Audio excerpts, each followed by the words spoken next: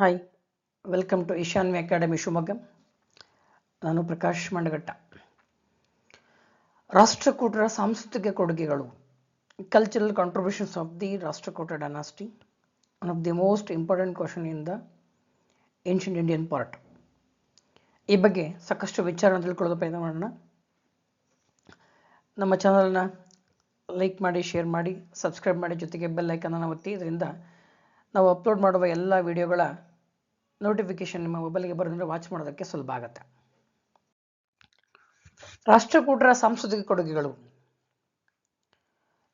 ರಾಷ್ಟ್ರಕೂಟರ ಸಾಂಸ್ಕೃತಿಕ ಕೊಡುಗೆಗಳು ಬಹಳ ಪ್ರಮುಖವಾಗಿರ್ತಕ್ಕಂಥ ಪ್ರಶ್ನೆ. ಮೋಸ್ಟ್ ಇಂಪಾರ್ಟೆಂಟ್ ಕ್ವಶನ್, 10 ಮಾರ್ಕ್ಸ್ ಅಲ್ಲಿ ಬಹಳ ಪ್ರಮುಖವಾದ ಪ್ರಶ್ನೆ. ರಾಷ್ಟ್ರಕೂಟರು ಸುಮಾರು 2 ಶತಮಾನಗಳಿಗೆ ಹೆಚ್ಚು ಕಾಲ ಆಳ್ವಿಕೆನ ಮಾಡಿ ಈ ನೆಲದ ಸಂಸ್ಕೃತಿಗೆ, ಕಲೆ, ವಾಸ್ತುಶಿಲ್ಪ, ಸಾಹಿತ್ಯ, ಚಿತ್ರಕಲೆಗೆ ತಮ್ಮದೇ ಆಗಿರ್ತಕ್ಕಂಥ ಅದ್ಭುತ ಕೊಡುಗೆಗಳನ್ನು ಕೊಟ್ಟಿದ್ದಾರೆ. ಅವುಗಳನ್ನು 1 by 1 ಆಗಿ ತಿಳ್ಕೊಳ್ಳೋ ಪ್ರಯತ್ನ ಮಾಡೋಣ.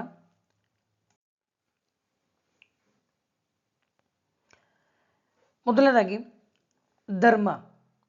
ರಾಷ್ಟ್ರಕೂಟರು ಧಾರ್ಮಿಕವಾಗಿ ವೈದಿಕ ಮತಾವಲಂಬಿಗಳಾಗಿದ್ದರು. ಆದರೂ ಕೂಡ ಪರಮತ ಸಹಿಷ್ಣುತೆ ಇವರ ಧರ್ಮದಲ್ಲಿ ಇತ್ತು, ಇವರ ಧಾರ್ಮಿಕ ನೀತಿಯಲ್ಲಿ ಇತ್ತು ಅನ್ನೋದಕ್ಕೆ ನಮಗೆ ಸಾಕಷ್ಟು ಸಾಕ್ಷಿಗಳು ಸಿಗ್ತಾ ಹೋಗ್ತವೆ.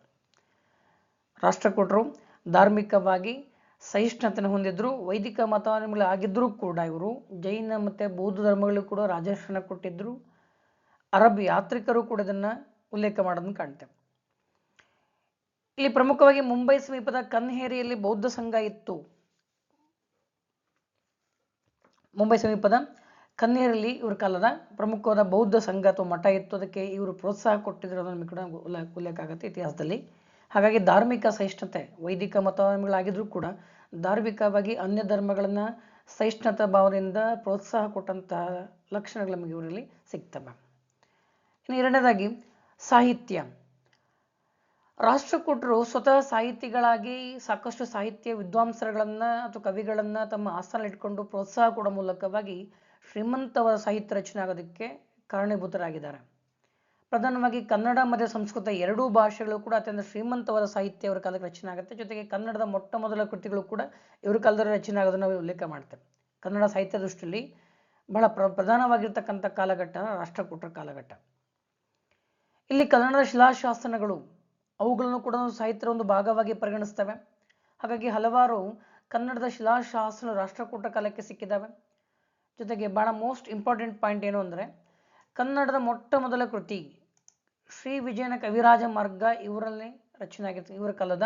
ಅದರಲ್ಲೂ ಕೂಡ ಇವರ ಶ್ರೇಷ್ಠ ದೊರೆ ಅಮೋಘ ವರ್ಷನ ಆಸ್ಥಾನ ಕವಿಯಾಗಿದ್ದಂಥ ಶ್ರೀ ವಿಜಯ ಕವಿರಾಜ ಮಾರ್ಗ ಎಂಬ ಗ್ರಂಥನ ಬರೀತಾನೆ. ಆ ಗ್ರಂಥದಲ್ಲಿ ಪ್ರಾಚೀನ ಭಾರತದಲ್ಲಿ ಕಾವೇರಿಯಿಂದ ಗೋದಾವರಿಯವರೆಗೆ ಕನ್ನಡ ನಾಡು ಹರಡಿತ್ತು ಅನ್ನೋದನ್ನು ತಿಳಿಸುತ್ತೆ. ಕಾವೇರಿಯಿಂದ ಗೋದಾವರಿ ನಿರ್ಧಾರ ನಾಡಾದ ಕನ್ನಡದವಳು ಅಂತೇಳಿ ಉಲ್ಲೇಖ ಮಾಡೋದನ್ನು ಕಾಣ್ತೇವೆ. ಕಾವೇರಿಯಿಂದ ಗೋದಾವರಿವರೆಗೆ ಕನ್ನಡ ನಾಡು ಹರಡಿತ್ತು ಎಂದು ಈ ಕನ್ನಡದ ಮೊಟ್ಟ ಮೊದಲ ಗದ್ಯ ಕೃತಿಯಾಗಿರ್ತಕ್ಕಂಥ ಶ್ರೀ ವಿಜಯನ ಕವಿರಾಜ ಮಾರ್ಗ ಉಲ್ಲೇಖ ಮಾಡುತ್ತೆ. ಇನ್ನು ಇತರ ಪ್ರಮುಖವಾಗಿರ್ತಕ್ಕಂಥ ಸಾಹಿತ್ಯ ಕೃತಿಗಳನ್ನು ಅವಲೋಕನ ಮಾಡೋದಾದರೆ ಪೊನ್ನ ಬಹಳ ಶ್ರೇಷ್ಠ ಕವಿ ಕನ್ನಡ ಸಾಹಿತ್ಯದಲ್ಲಿ. ಜೈನ ಧರ್ಮದ ಅನುಯಾಯಿ ಆಗಿದ್ದ ಪೊನ್ನ, ಈತನ ಬಿರುದು ಉಭಯ ಕವಿ ಚಕ್ರವರ್ತಿ. ಈತ ಮೂರನೇ ಕೃಷ್ಣನ ಆಸ್ಥಾನ ಕವಿಯಾಗಿದ್ದಂಥ ಪೊನ್ನ ಉಭಯ ಕವಿ ಚಕ್ರವರ್ತಿ ಎಂಬ ಬಿರುದನ್ನು ಹೊಂದಿದ್ದ. ಇದು ಹೊಂದಿಸಿ ಬರೆಯಲಿ ಫಿಲ್ ದ ಬ್ಲಾಂಕ್ಸ್ ಅಲ್ಲಿ ಬಹಳಷ್ಟು ಪ್ರಮುಖವಾಗಿರ್ತಕ್ಕಂಥ ಪ್ರಶ್ನೆ. ಇವನ ಕೃತಿಗಳು ಶಾಂತಿ ಪುರಾಣ ಮತ್ತು ಭುವನೈಕ್ಯ ರಾಮಾಭ್ಯುದಯ.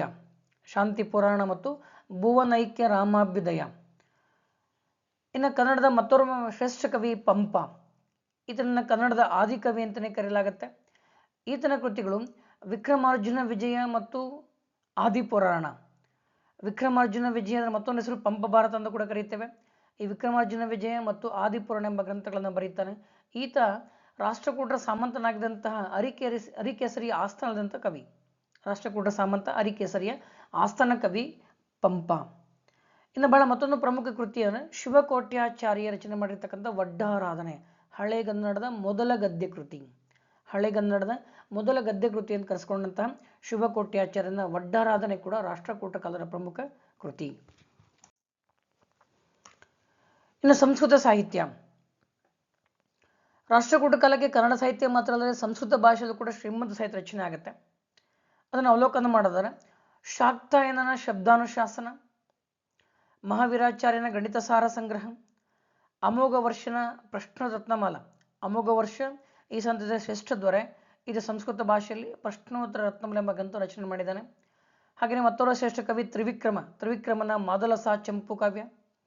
ಇನ್ನು ಜನಸೇನಾಚಾರ್ಯನ ಆದಿಪುರಾಣ ಮತ್ತು ಪಾರ್ಶ್ವಬ್ದೇಯ. ಆದಿಪುರಾಣ ಸಂಸ್ಕೃತ ಆದಿಪುರಾಣ, ಪಂಪಂದು ಕನ್ನಡದ ಆದಿಪುರಾಣ ಆದರೆ ಜನಸೇನಾಚಾರ್ಯ ಎಂದು ಸಂಸ್ಕೃತದ ಆದಿಪುರಾಣ. ಇದು ಹಾಡ್ಸಲ್ಲಿ ಬರೋ ಸಾಧ್ಯತೆ ಇದೆ. ಇನ್ನು ಪಾರ್ಶ್ವಾಭ್ಯುದಯ, ಆದಿಪುರಾಣ ಮತ್ತು ಪಾರ್ಶ್ವಾಭ್ಯುದಯ ಎಂಬ 2 ಗ್ರಂಥಗಳನ್ನು ಜನಸೇನಾಚಾರ್ಯ ರಚನೆ ಮಾಡ್ತಾರೆ. ಇನ್ನು ಅಸಗ ಎಂಬ ಕವಿ ವರ್ಧಮಾನ ಪುರಾಣ ಎಂಬ ಗ್ರಂಥ ರಚನೆ ಮಾಡ್ತಾನೆ. ಇನ್ನು ಹಾಲಾಯುಧ ಮೃತ ಸಂಜೀವಿನಿ ಮತ್ತು ಕವಿ ರಹಸ್ಯ. ಹಾಲಾಯುಧನ ಕೃತಿಗಳು ಮೃತ ಸಂಜೀವಿನಿ ಮತ್ತು ಕವಿ ರಹಸ್ಯ. ಹೀಗೆ ಕನ್ನಡ ಮತ್ತು ಸಂಸ್ಕೃತ ಸಾಹಿತ್ಯ ಎರಡೂ ಕೂಡ ಅತ್ಯಂತ ಶ್ರೀಮಂತವಾಗಿ ಬೆಳೆಯುವಲ್ಲಿ ರಾಷ್ಟ್ರ ಕೊಡುಗೆ ಅತ್ಯಂತ ಅನನ್ಯವಾಗಿದ್ದು ಅದನ್ನು ಶ್ಲಾಘಿಸಲೇಬೇಕಾಗಿರ್ತಕ್ಕಂಥ ಸಂಗತಿ. ಇನ್ನು ಕಲೆ ಮತ್ತು ವಾಸ್ತುಶಿಲ್ಪ. ರಾಷ್ಟ್ರಕೂಟರ ಕಲೆ ಮತ್ತು ವಾಸ್ತುಶಿಲ್ಪದ ಕೊಡುಗೆ ಬಹಳ ಶ್ರೇಷ್ಠವಾಗಿರ್ತಕ್ಕಂಥ ಈಗಲೂ ಕೂಡ ಅವರ ಕೊಡುಗೆಯನ್ನ ಇತಿಹಾಸಕಾರರು ಭವ್ಯತೆಯನ್ನ ವರ್ಣಿಸಲು ಕಾಣ್ತೇವೆ. ರಾಷ್ಟ್ರಕೂಟರು ದೇವಾಲಯ, ಗುಹಾಂತರ ದೇವಾಲಯಗಳು ಮತ್ತು ಬಸದಿಗಳು ಜೊತೆಗೆ ಚಿತ್ರಕಲೆ ಈ ಎಲ್ಲ ಕ್ಷೇತ್ರಗಳಲ್ಲೂ ಕೂಡ ತಮ್ಮದೇ ಆಗಿರ್ತಕ್ಕಂಥ ಹೆಗ್ಗುರುತುಗಳನ್ನು ಉಳಿಸಿ ಹೋಗಿದ್ದಾರೆ. ಹಲವಾರು ದೇವಾಲಯಗಳನ್ನು ಕಟ್ಟಿಸಿದ್ದಾರೆ, ಗುಹಾಂತರ ದೇವಾಲಯ ನಿರ್ಮಾಣ ಮಾಡಿದ್ದಾರೆ, ಬಸದಿಗಳ ನಿರ್ಮಾಣ ಮಾಡಿದ್ದಾರೆ, ಜೊತೆಗೆ ಚಿತ್ರಕಲೆಗೆ ಕೂಡ ಪ್ರೋತ್ಸಾಹ ಕೊಟ್ಟಿದ್ದಾರೆ. ರಾಷ್ಟ್ರಕೂಟರ ಕಾಲದ ಪ್ರಸಿದ್ಧ ಕಲಾ ಕೇಂದ್ರಗಳನ್ನು ಉಲ್ಲೇಖ ಮಾಡೋದಾದ್ರೆ ಎಲ್ಲೋರ, ಅಜಂತ ಮತ್ತು ಎಲಿಫೆಂಟಾ. ಎಲ್ಲೋರ, ಅಜಂತ, ಎಲಿಫೆಂಟಾ ರಾಷ್ಟ್ರಕೂಟರ ಕಾಲದ ಅತ್ಯಂತ ಶ್ರೇಷ್ಠವಾಗಿರ್ತಕ್ಕಂಥ ಕಲೆ ಮತ್ತು ವಾಸ್ತುಶಿಲ್ಪದ ಕೇಂದ್ರಗಳು. ಎಲ್ಲೋರದ ಗುಹಾಂತರ ದೇವಾಲಯದಲ್ಲಿ ಅವರ ಚಿತ್ರಕಲೆ ಕೂಡ ನಾವಿಲ್ಲಿ ಕಾಣ್ತೇವೆ. ಇನ್ನು ಎಲ್ಲೋರ ಬಹಳ ಪ್ರಧಾನವಾಗಿರ್ತಕ್ಕಂಥ ರಾಷ್ಟ್ರಕೂಟರ ವಾಸ್ತುಶಿಲ್ಪದ ಕೇಂದ್ರ. ಎಲ್ಲೋರದಲ್ಲಿ ಅತ್ಯಂತ ಹೈಲೈಟ್ ಆಗುವಂಥ ಪಾಯಿಂಟ್ ಏನಂದ್ರೆ ಎಲ್ಲೋರದ ಕೈಲಾಸನಾಥ ದೇವಾಲಯ. ಅದು ಬಹಳ ಪ್ರಧಾನವಾಗಿರ್ತಕ್ಕಂಥ ನಿಮಗೆ ಗೊತ್ತಿದೆ. ಎಲ್ಲೋರದ ಕೈಲಾಸನಾಥ ದೇವಾಲಯವನ್ನು 1ನೇ ಕೃಷ್ಣ 770ರಲ್ಲಿ ನಿರ್ಮಾಣ ಮಾಡ್ತಾನೆ.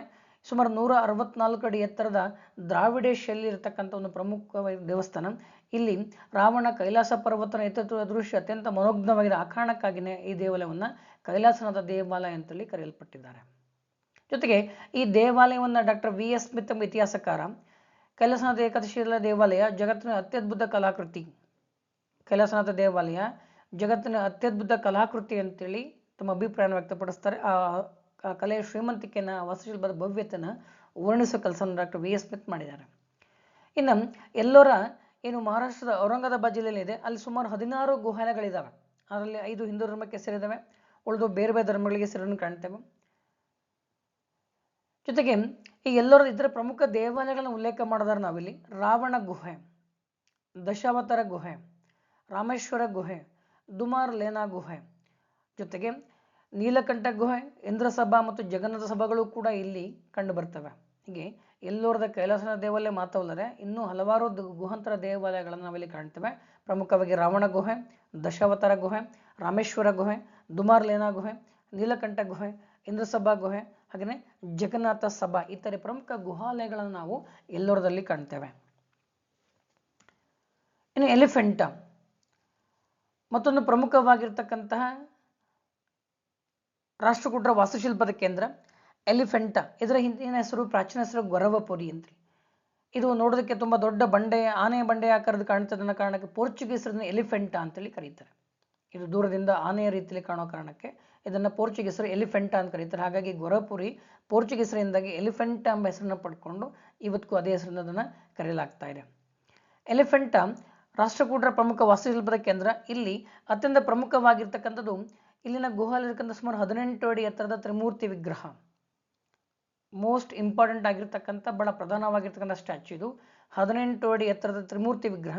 ಇದು ದೇವರ 3 ಅವತಾರಗಳಿಗೆ ಅಂದರೆ ಸೃಷ್ಟಿ, ಸ್ಥಿತಿ ಮತ್ತೆ ಲಯ, ಏನು ಮಹೇಶ್ವರ ವಿಗ್ರಹ ಅಂತ ಕೂಡ ಕರೆಯಲಾಗುತ್ತದೆ. ನಾವು ಈ ಸೃಷ್ಟಿ, ಸ್ಥಿತಿ, ಲಯ ಮತ್ತು ಈ 3 ಸಂಗತಿಗಳನ್ನು ಒಳಗೊಂಡಿರ್ತಕ್ಕಂಥ ಒಂದು ಅದ್ಭುತವಾಗಿರ್ತಕ್ಕಂಥ ತ್ರಿಮೂರ್ತಿ ವಿಗ್ರಹ ಬಹಳ ಫೇಮಸ್ ಆಗಿರೋ ಕಾಣುತ್ತೆ. ಜೊತೆಗೆ ಹಲವಾರು ಬೇರೆ ಬೇರೆ ಕೆತ್ತನೆಗಳನ್ನು ಕೂಡ ನಾವಿಲ್ಲಿ ಉಲ್ಲೇಖ ಮಾಡ್ಬೋದು.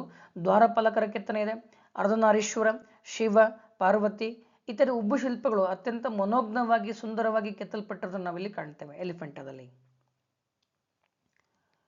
ಇನ್ನು ಚಿತ್ರಕಲೆ, ಎಲ್ಲೋರದ ಗುಹಾಲಯಗಳಲ್ಲಿ ಅವರ ಚಿತ್ರಕಲೆಯನ್ನು ಕಾಣ್ಬೋದು. ಅಜಂತದಲ್ಲೂ ಕೂಡ ಇದೆ. ಎಲ್ಲೋರದಲ್ಲಿ ವಿಶೇಷವಾಗಿ ರಾಷ್ಟ್ರಕೂಟರ ಕಾಲದ ಚಿತ್ರಕಲೆಯನ್ನು ಕಾಣಲಿಕ್ಕೆ ಸಾಧ್ಯ ಇದೆ. ಈ ರೀತಿಯಲ್ಲಿ ಪ್ರಮುಖವಾಗಿ ನಾವು 7 ಸೆಕ್ಷನ್ ಮಾಡಿಕೊಂಡು ಧರ್ಮ, ಸಾಹಿತ್ಯದಲ್ಲಿ ಮತ್ತೆ 2 ಸೆಕ್ಷನ್ ಬರುತ್ತೆ. ಸಂಸ್ಕೃತ ಸಾಹಿತ್ಯ, ಕನ್ನಡ ಸಾಹಿತ್ಯ, ಕಲೆ ಮತ್ತು ವಾಸ್ತುಶಿಲ್ಪ, ಅದರಲ್ಲಿ ಎಲ್ಲೋರ, ಎಲಿಫೆಂಟ್ ಮತ್ತು ಚಿತ್ರಕಲೆ, ಹೀಗೆ ಈ ಸೆಕ್ಷನ್ಗಳನ್ನು ಮಾಡಿಕೊಂಡು ಅಧ್ಯಯನ ಮಾಡೋದ್ರಿಂದ ತುಂಬ ಈಸಿಯಾಗಿ ರಾಷ್ಟ್ರಕೂಟರ ಸಾಂಸ್ಕೃತಿಕ ಕೊಡುಗೆಗಳನ್ನು ನೆನ್ಪಿಟ್ಕೋಬೋದು. ಭಾಳ ಇಂಪಾರ್ಟೆಂಟ್ ಕ್ವಶನು. ಗುಪ್ತರ ಸುವರ್ಣ ಯುಗ ಮತ್ತು ರಾಷ್ಟ್ರಕೂಟ ಸಾಂಸ್ಕೃತಿಕ ಕೊಡುಗೆಗಳು ಎರಡೂ ಕೂಡ ಕಲ್ಚರಲ್ ಆಸ್ಪೆಕ್ಟ್ನಿಂದ ಬಹಳ ಪ್ರಧಾನವಾಗಿರ್ತಕ್ಕಂಥ ಪ್ರಶ್ನೆಗಳು ಏನ್ಷಿಯಂಟ್ ಇಂಡಿಯಾದ ಭಾಗದಲ್ಲಿ. ಇದಿಷ್ಟನ್ನು ತಿಳ್ಕೊಂಡ್ವಿ. ಮತ್ತೊಂದು ವಿಡಿಯೋದೊಂದಿಗೆ ಭೇಟಿ ಆಗ್ತಾನೆ. ನಮ್ಮ ಚಾನಲ್ನ ಸಬ್ಸ್ಕ್ರೈಬ್ ಮಾಡಿ, ಲೈಕ್ ಮಾಡಿ, ಜೊತೆಗೆ ಬೆಲ್ ಐಕನ್ ಒತ್ತಿ. ಇದರಿಂದ ನಾವು ಅಪ್ಲೋಡ್ ಮಾಡುವ ಎಲ್ಲ ವಿಡಿಯೋಗಳ ನೋಟಿಫಿಕೇಶನ್ ನಿಮ್ಮ ಮೊಬೈಲಿಗೆ ಬರೋದ್ರಿಂದ ವಾಚ್ ಮಾಡೋದಕ್ಕೆ ಸುಲಭ ಆಗುತ್ತೆ. Once again thank you. Please subscribe our channel.